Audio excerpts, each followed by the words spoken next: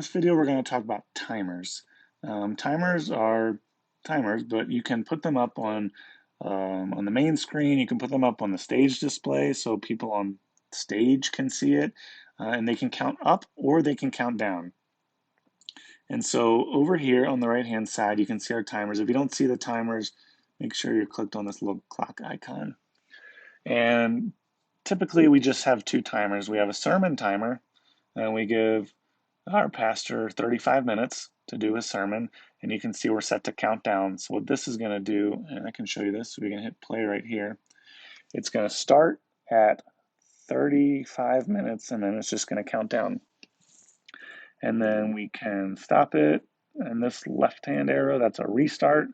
You can even, if I start it, you can see we're at 3:45, 46. If you restart it while it's running, it will just go right back, which is sort of a better version of just stopping it. You can set how long the timer should be. Note that, so we have 35 minutes on the timer right now. If I change this to 30 and just click out of that box, it'll change right there for me. So we're going to change that back before I forget. And you can configure it to allow it to run, overrun, or not overrun. So just as an example of what overrun looks like, I'm going to give it 5 seconds, and we're going to start it. And 5, 4, 3, 2, 1, 0. And now we're red, and now it's counting. It's still counting down. It's in the negative. You can see the negative here. If we don't have this box checked, it'll just get to 0 and it'll stop.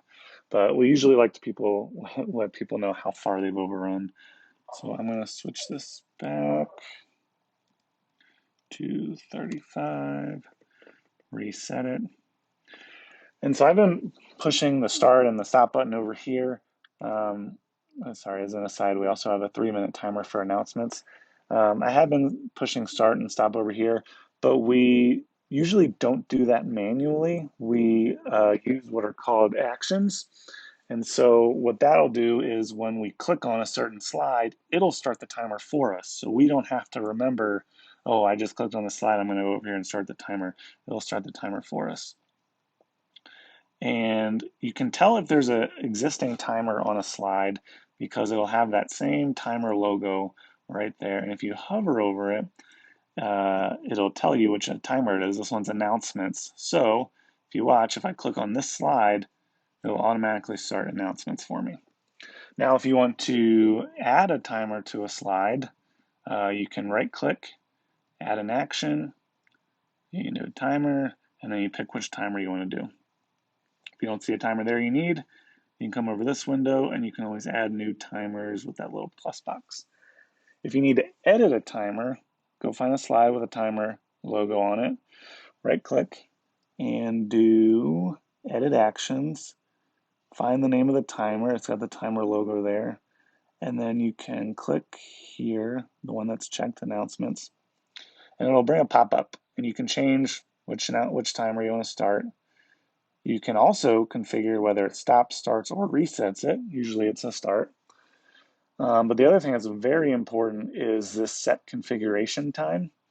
If you don't have this set, it just gets weird. It won't, it'll be bad. Just make sure you have it set. You can make sure it's a countdown, and you can set it to 3, and it's essentially all the configuration you have over here, but you're just making sure that if someone's messing with this, when you go back here and you click this slide, it'll do exactly what you expect it to do. And the one thing I forgot to show you was there's the 3 different types of timers. So you can have a countdown timer. Let me just create a new one. You can have a countdown timer, which we just showed. You can have a countdown to a time. So if you want to start the service at 10 a.m. and you want to put a countdown up on the screen, you can say start at 10 a.m., don't allow overrun, and if I start this, it's going to count down. We have 19 hours and 9 minutes until 10 a.m. And the third type of timer is elapsed time. And so this essentially counts up. And you can start it at any time. You can start at 0 or somewhere in between. You can also have a time where it stops. And same thing with the other 2, you can allow it to overrun. So this one We're just going to count up from 0. Oops, I have to reset it first. We're going to count up from 0, and you can see it's just counting up. And then so there are two places where we use timers, as you can see by this here. We'll do a timer when the announcements video is over. The next slide after that, we'll have a timer to start. And that gives the announcer 3 minutes to make sure they get their announcements in on time. The other place we add it, which I can't show you right now, is the sermon. Same thing, after the sermon intro video, the first slide after that, we'll kick off the timer and give them 35 minutes to do their thing. And that should be all you need to know about timers.